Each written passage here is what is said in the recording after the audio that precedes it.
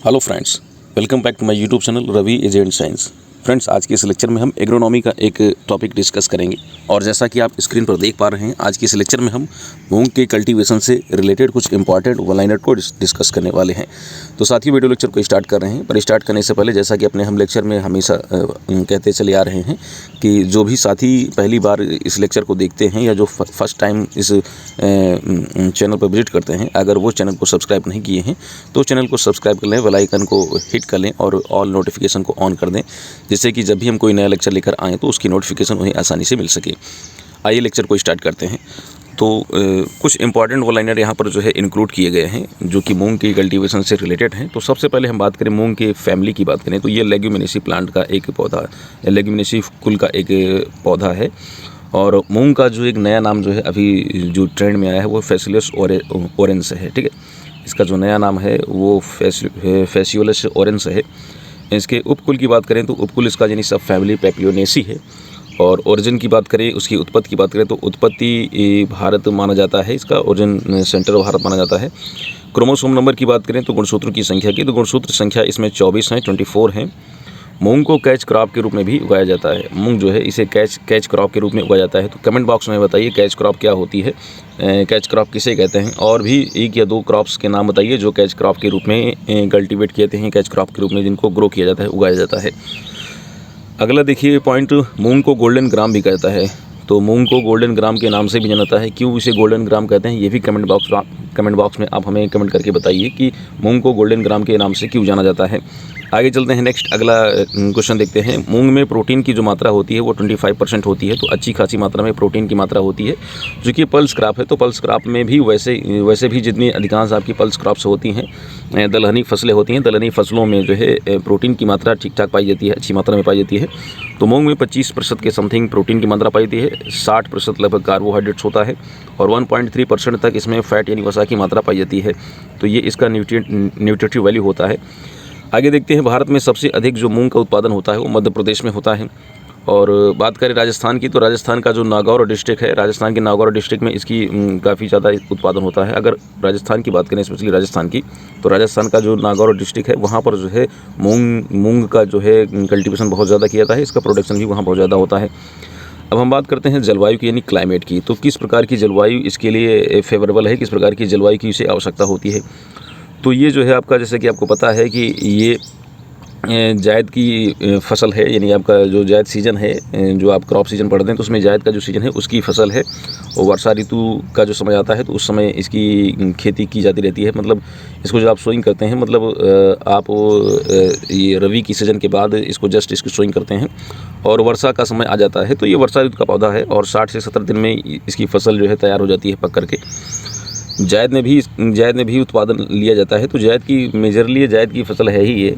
और सॉइल की बात करें, मृदा की, तो दोमट मृदा उपयुक्त है जिनका अच्छा जल निकास हो। तो मतलब जिसमें ड्रेनेज अच्छा सूटेबल ड्रेनेज हो, जिसमें अच्छा खासा जो है जल निकास की व्यवस्था हो। तो इस प्रकार की दोमट मिट्टी यानी जो लोम सॉइल है वो इसके लिए काफ़ी अच्छी मानी जाती है। बुआई की बात करें तो बुआई इसकी कब की जाती है, सोइंग कब करते हैं, तो बुआई इसकी जून और जुलाई में, खरीफ सीज़न के अगर क्रॉप के रूप में ले रहे हैं तो इसे जून और जुलाई में इसकी बुआई करेंगे। और जायद में ले रहे हैं तो 10 से 20 मार्च के बीच में इसकी जो हम बुआई कर देते हैं।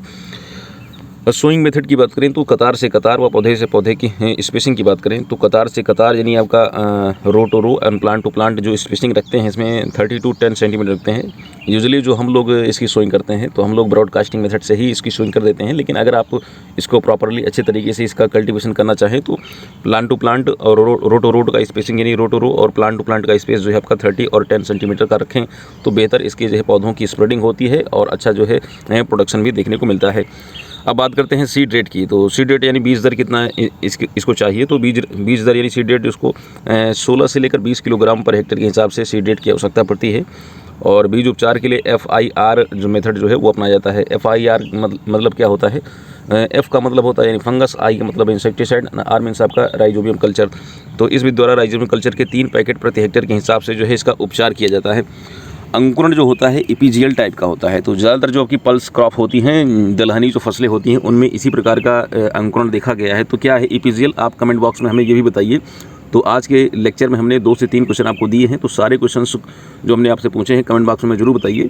अगर आप नहीं बता पाते हैं तो हम नेक्स्ट लेक्चर में आपको इसके बारे में बताएंगे कि इपीजियल जर्मिनेशन क्या है और हाइपोजियल जर्मिनेशन क्या होता है। आगे देखते हैं, ये स्वपरागित फसल है, अर्थात ये हर्माफ्रोडाइट क्रॉप्स होती है, अर्थात मेल और फीमेल जो है रिप्रोडक्टिव पार्ट्स एक ही फ्लावर में पाए जाते हैं, तो इसलिए ये स्वपरागित फसल है। ये जो है आपका सेल्फ पॉलिनेटेड क्रॉप है। अब बात करते हैं इसकी कुछ वैरायटीज़ की, यही जो इंपॉर्टेंट है, इसी में क्वेश्चन ज़्यादातर पूछे जाते हैं। वैरायटीज़ में आपका इसकी कई सारी वैरायटीज़ हैं। पहली वैरायटी है आपका K851 यानी 851। इसमें जो है दाना इसका मोटा चमकीला पाया जाता है, जल्दी पकने वाली क्रॉप यानी जल्दी पकने वाली वैरायटी है, और ये 60 से 65 दिन में तैयार हो जाती है। यह किस्म जायद व खरीफ व कैच फसल हेतु उपयुक्त है। तो ये जो हमने ऊपर अभी डिस्कस किया है कि 851 ये जो है जो अर्ली वैरायटी के रूप में से जाना जाता है। इसका दाना मोटा और चमकीला होता है। इसको जायद व खरीफ दोनों और कैच क्रॉप यानी कैच फसल के रूप में भी आप इसे यूज कर सकते हैं। आगे हम दूसरी वैरायटी को देखते हैं, वो है आपका SML 668। यहाँ पर 22 दो बार हो गया है, तो इसको थोड़ा देख लीजिएगा। SML 668 ये PAU लुधियाना से विकसित की गई शुष्क खेती के लिए नई किस्म है। तो इसको लुधियाना से विकसित किया गया है, और ये शुष्क खेती के लिए मतलब जहाँ पर कह सकते हैं कि इरिगेशन की समस्या है, जहाँ पर जल व्यवस्था बेहतर नहीं है, तो ऐसे क्षेत्रों के लिए काफ़ी अच्छी वैरायटी, काफ़ी अच्छी किस्म है। और ये भी आपका 60 से 65 दिनों में पक करके तैयार हो जाती है। जायद व खरीफ हेतु काफ़ी अच्छी वैरायटी मानी जाती है, अच्छी किस्म मानी जाती है। अगली हम देखें वो है आपका पूसा बैसाखी टाइप 44। तो पूसा बैसाखी टाइप 44, तो यहाँ पर ये 22 और जो 23 है ये सीरियल नंबर थे, यहाँ पर फिर से दोबारा सीरियल नंबर इसमें पड़ गए हैं, तो इसको आप ध्यान दीजिएगा। पूसा बैसाखी टाइप 44 IARI के द्वारा जो है 1998 में, और टाइप 1 और टाइप 49 से इसको क्रॉस करके निकाला गया है। टाइप 1 और टाइप 41 से क्रॉस करके इसे निकाला गया है, किसको, टाइप 44 को। टाइप 44 निकाली गई है IAR के द्वारा 1998 में, और इसको क्रॉस करके प्राप्त किया गया है। किन दो किस्मों के बीच में क्रॉस किया गया है, तो टाइप 1 और टाइप 49 से क्रॉस करके इसे निकाला गया है टाइप 44 को। कैच क्रॉप के रूप में बहुत अच्छी वैरायटी, बहुत अच्छी किस्म मानी जाती है। अगले हम देखें, अगली वैरायटी आपका RMG 268 ये भी वैरायटी है आपकी। नेक्स्ट अगली वैरायटी RMG 344 धनु। तो ये कुछ किस्में हैं, इसके साथ साथ और भी 1-2 किस्में यहाँ पर मेंशन की गई हैं नीचे की तरफ। तो देखिए अगली किस्म है हमारी MUM2। ये अधिक उपज देने वाली यानी हाई यील्डिंग वैरायटी है। MUM2 वैरायटी ये हाई यील्ड वैरायटी है, इसको भी आप याद कर लीजिए। इसके साथ साथ गंगा 1 वैरायटी है, ये स्थानीय नाम इसका जमुनोत्री है।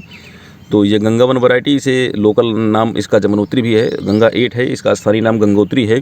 तो ये कुछ 2 वैरायटियाँ हैं, गंगा 1 और गंगा 8। गंगा 1 को जमुनोत्री के नाम से जाना जाता है लोकल नेम, और गंगा जो 8 है आपका, इसे स्थानीय नाम गंगोत्री के नाम से जाना जाता है। ये दोनों किस्में हैं जिनको अभी हम बता रहे हैं, गंगा 1 और गंगा 8।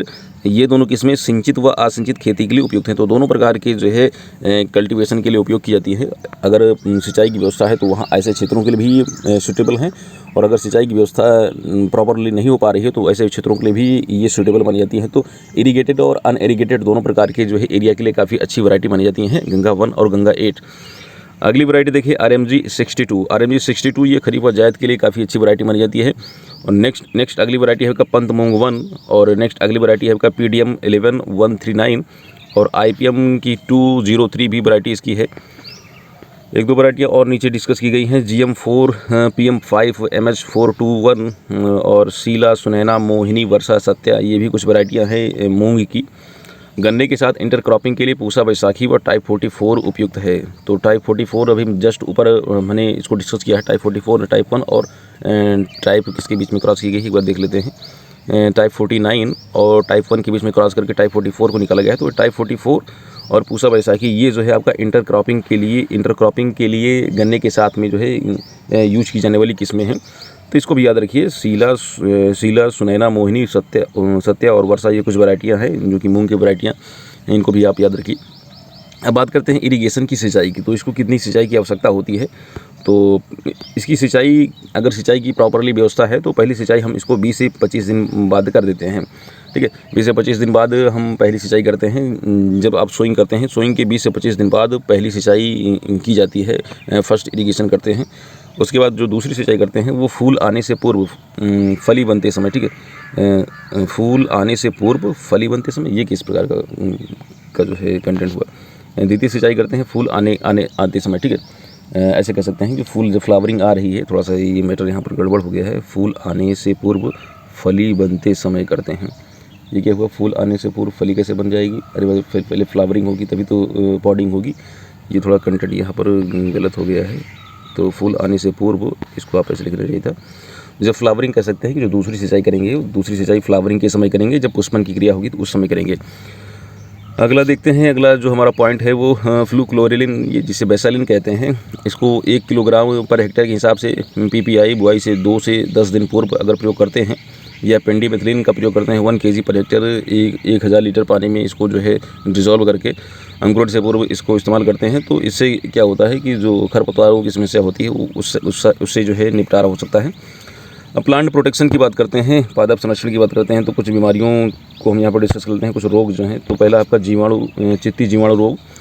चित्ती जीवाणु रोग जो है गहरे भूरे रंग के धब्बे पहले पत्तों पर दिखाई देते हैं, बाद में तनों पर दिखाई देते हैं, और इसके उपचार के लिए, इसके कंट्रोल के लिए क्या करते हैं, एग्रीमाइसिन या कॉपर ऑक्सीक्लोराइड का जो है 0.3% का छिड़काव करें, अथवा स्टेप्टोसाइक्लिन का 15 ग्राम पर हेक्टेयर के हिसाब से छिड़काव करें। तो ये 2 आप इसमें कंट्रोल मेजर के रूप में अपना सकते हैं। कौन से रोग के लिए, तो वो रोग है हमारा आपका चित्ती जीवाणु रोग।